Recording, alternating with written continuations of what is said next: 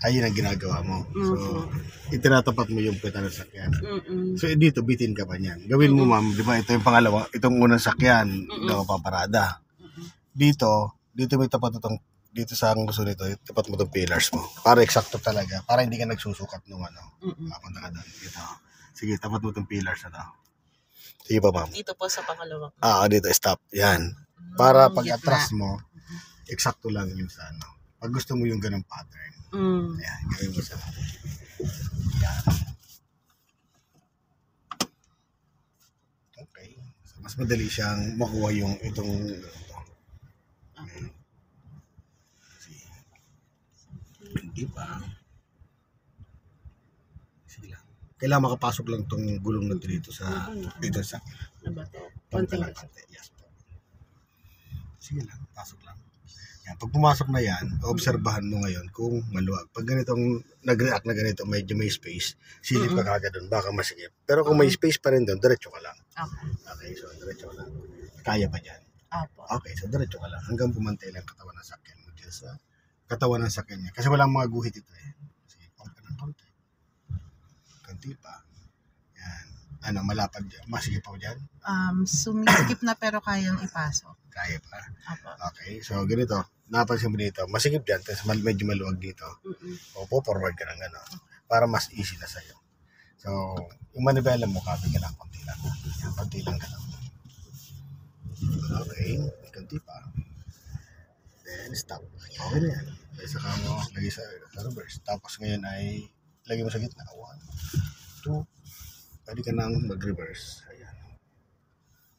Diyan, okay na ba yung distribution? Parehas na. Okay. So, hanggang starter. Hindi ka na masasabit yan. Okay. Ganito lang po.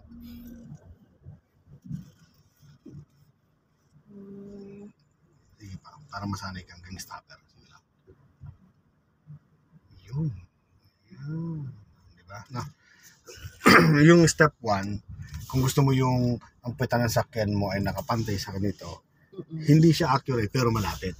Unlike yung kanina na masyado kang, yung puwetan ng sakyan mo nandito noon. Kaya pag atras mo, dito kasi siksik. Ganun ang nangyayari so, magaganon. So, mangyayari niyan, kukuha ka ng space doon. So, maraming move, magiging ano. Dito kasi, lalo pag yung parking space ay standard talaga yung pagkakasukat. May mga guhit. Sa pangalawa, dito pa park. Ito, lagpasan mo lang to. Sa pangalawang sakyan, tapat mo to. Sabay, atras ka. Okay, isa pang tatanda mo doon, yung distansya. Yung distansya yung dapat. Maganda didikit sa kanya. Mga 2 tao yung pagitan. Yung kasya yung 2 tao pag dumaan doon sabay. Na hindi masigip. Yun ang mga estimate lang. Yung gilid po nito at saka yung unahan. Yun ang gawin mo pattern para mas easy sa'yo. Hindi masyadong maraming adjustment. Okay? Pero turo ko rin sa'yo dyan yung, syempre yung tapat balikat. Kasi yung isa, ito, pwede ka maagawan ng parking space. Pag ang isang space kasi ganito, tapos nilagpasan mo, at mayroon diyang isang nakasunod sa'yo, sisingit ang agad. So, hindi ka pa nakakampi ng reverse, ilalagay mo pa lang sa reverse, siya nakapark na.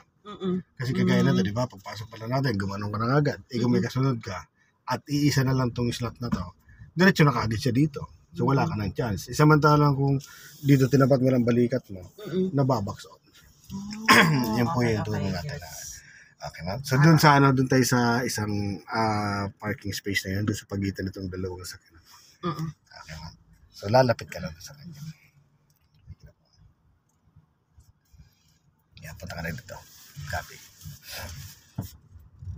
Yan, tapos lapitan mo siya ng konti. Yan, lapitan mo lang. Yo. Very good. Yan. Layo ka ng konti naman. Kasi napalapit. Yan. Tapos maintain mo lang yung position mo. Kailangan nakapantay siya. No? Na-straight na. Yan. Sige pa, ma'am. Konti pa dito. Yan. Ibabagay mo kasi dyan sa kanila. Yan. Sige pa. Konti pa. Yes. Gitna. Yan. Then banti ka. Tapat mo naman yung balikat mo dito sa pangalawang sakyan. Di ba dito pa park? Itapat mo yung balikat mo. Stop. Up. Okay na siya? Parang yung ganyan na. Headlight Okay. Yan ang ano. Pwede yan. Mhm. So, pangalawa, dito dadali ng sakyan mo para makita mo yung side mirror. No? Okay. Forward ka dito. Yan. Kagandahan ka sa pagtapat balikat, di mo na to aabutan to. Makikita mo agad yan. Yan, no? Stop. Okay na yan, okay na yan. Na, kitang-kita mo na kagad yung tinapatan mo ng balikat mo. Then, full turn ka na papunta dyan. Okay, reverse. Tapos yung attention mo dyan muna. Ito, kailangan kasi hindi ka dyan nasiksik or pag naramdaman mong dumidikit ka masyado dyan, ang gagawin mong adjustment, gigitna mo lang manibela mo.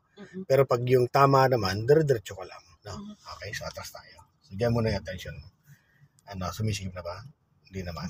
Okay, diretso ka lang. Okay, so dito okay dito eh. Silipin mo rin. Okay. Sumisikip na konti dyan.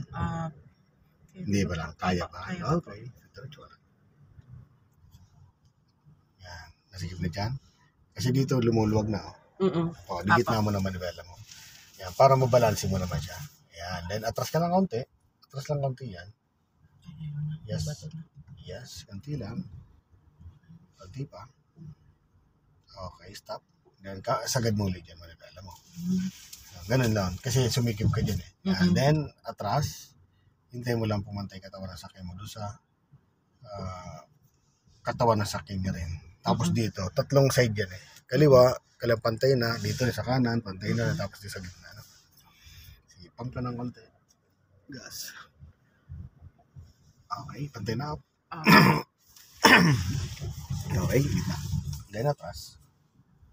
Ayan. No.